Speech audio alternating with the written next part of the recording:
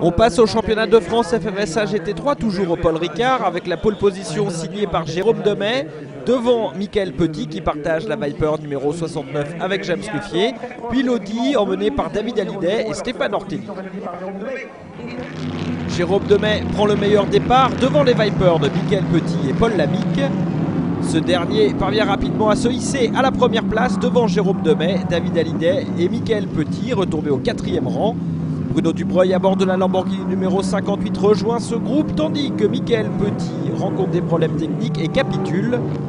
En tête, Jérôme Demey hausse le rythme et reprend les commandes de la course. Mais non, Paul Lamique résiste et reste premier. Le quatuor composé de Lamique, Demey, Jakubowski et Hallyday ne se fait aucun cadeau.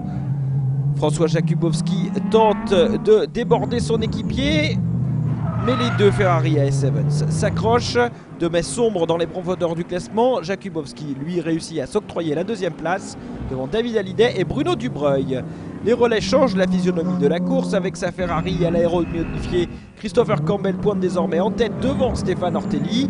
Mais Stéphane Ortelli sur ses terres et sur les terres du Team Oreca attaque et prend les commandes de la course.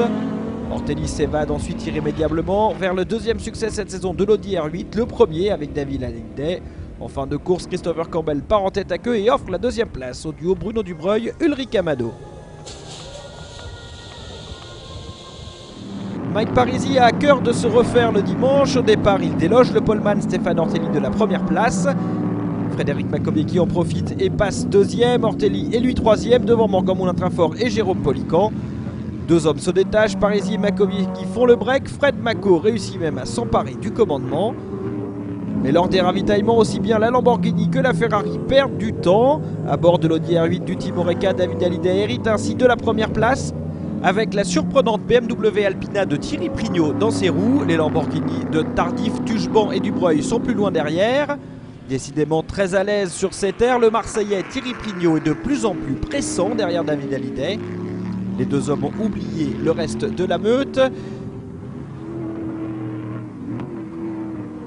Et Thierry Prignot trouve l'ouverture. La BMW pointe en tête devant l'Audi. Les deux nouveautés de la saison sont aux avant-postes.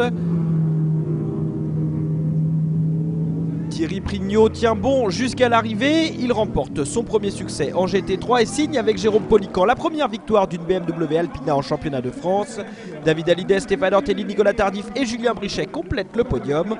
Au classement général, Dubreuil Amado sont premiers devant Parisi Gaillard.